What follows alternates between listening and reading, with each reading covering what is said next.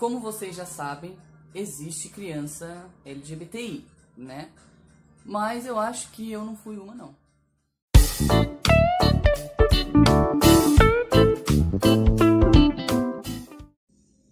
Quando eu nasci, eu fui designado a ser uma menina, né? O médico olhou lá na ultrassom, viu um genital que era uma vagina e disse pra minha mãe: mãe, é uma menina. E a minha mãe, minha família, me criou então como o médico havia designado, né? Como uma menina tem vagina, é menina, né? E aí na minha infância eu cresci então como uma menina, eu recebi um nome feminino e eu fui criado todo dentro de uma certa feminilidade.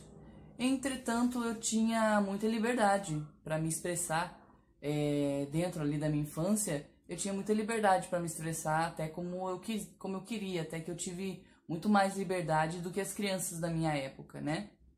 Eu tenho 30 anos, então eu venho de uma geração ali de 89, 90, em que transgeneridade, homossexualidade, até mesmo feminismo, machismo não eram pautados, né? Não era falado sobre isso. Então eu cresci com uma liberdade maior do que o que a época inclusive permitia. Cresci até com uma liberdade maior do que os meus primos e primas tinham, né?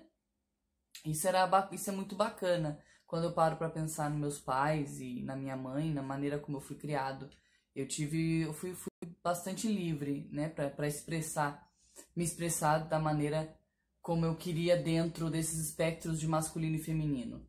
Eu tenho uma irmã de 29 anos e eu tenho 30, e ela já expressava um pouco mais de feminilidade do que eu.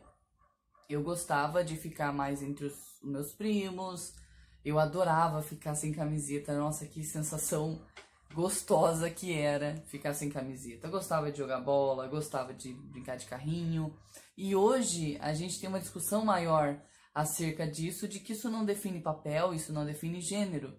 Mas na época isso não era falado. Mas de qualquer forma, eu tinha liberdade de brincar como eu quisesse, com quem eu quisesse. E eu vestia as roupas do meu pai, eu vestia as roupas da minha mãe, não tinha imposição nenhuma. Ao contrário do que eu presenciava com as minhas primas, que tinham uma imposição maior do feminino, e nos meus primos tinha uma imposição maior do masculino, né? Mas eu cresci até bem livre, né? E uma coisa que eu me lembro da minha infância é que eu tava na casa de uma tia. É engraçado que família, o que acontece com uma pessoa na família se espalha para todo o resto dos parentes, né? Quando uma prima, uma menina menstrua numa família, nossa, todo mundo faz aquele alvoroço, fulana virou mocinha e não sei o que, né? Enfim, tem essa pressão já, essa carga, né? Principalmente em cima do feminino. E quando eu era criança, eu corria um pouco dessa carga, justamente me expressando como os meninos, né? Eu ficava sem camiseta, eu adorava ter piolho, eu gostava, olha só, mano, eu gostava de ter piolho porque a minha mãe ia lá e raspava minha cabeça, e eu adorava ter o cabelo curto, já desde criança eu gostava de cabelo curto. E já minha irmã, nossa, chorava, ficava muito mal quando a minha mãe cortava o cabelo dela, porque ela já gostava de expressar uma forma mais feminina, e eu não.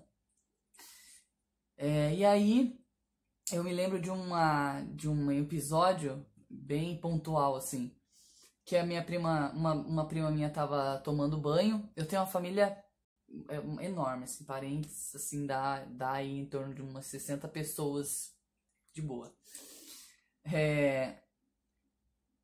Então é bastante gente pra gente poder fazer parâmetros, né? Essa minha prima tava tomando banho e eu me lembro que a minha mãe olhou pra mim e falou assim: fulana, você vai ficar igual a prima ali, ó. E eu falei: oi? E a minha mãe é assim, né? Desse jeito, né? Com seio, você vai ficar assim, igual a prima fulana. E eu fiquei tipo: quero não.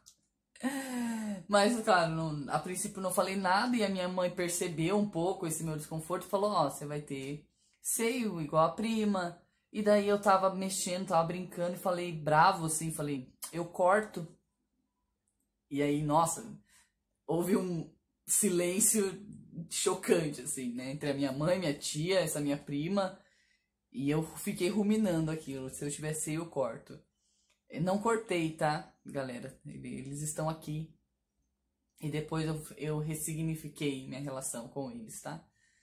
Mas mais pra frente eu falo sobre disforia, se eu tive, se eu não tive, enfim. Na verdade, o objetivo desse vídeo é fazer meio que uma sequência, né? Uma coisa meio que linear da minha vida, começando pela infância. E a minha infância foi assim, foi nessa de gostar de ter cabelo curto, gostar de ficar sem camiseta, mas não era, eu não creio que eu tenha sido uma criança trans, porque as crianças trans, elas dão sinais de um desconforto muito maior do que o que eu sentia, né? As crianças trans, elas de fato ficam reclusas, elas resistem à escolinha, né? E eu não, tive uma boa relação, apesar das escolinhas serem um ambiente de bullying, né? Mas eu fui uma criança até que bem resolvida com o meu gênero, mas gostava dessas questões mais masculinas. Adorava bonecos ao invés de boneca. Ganhei muito brinquedo considerado de menino, né? Que hoje ainda bem que a gente já tá quebrando mais isso, a gente tá falando mais sobre isso. Mas na época tinha uma grande divisão, né? De isso é de menino e isso é de menina. E se você faz isso, você é menino, e se você faz isso, você é menina. Não tinha tanta liberdade de transitar nas brincadeiras e tudo mais, né? E quando eu era criança, eu sempre era o pai da casinha, né? Quando eu brincava com as minhas primas, eu sempre fazia o papel de pai, o papel de homem nas brincadeiras. Coisa de criança, né, galera? Coisa de criança, super normal. Mas hoje, quando eu paro para pensar nesses detalhes, eu mergulho bastante, eu tento refletir bastante sobre a minha infância e em que ponto será que a minha infância interfere ou não na minha transgeneridade, não é mesmo?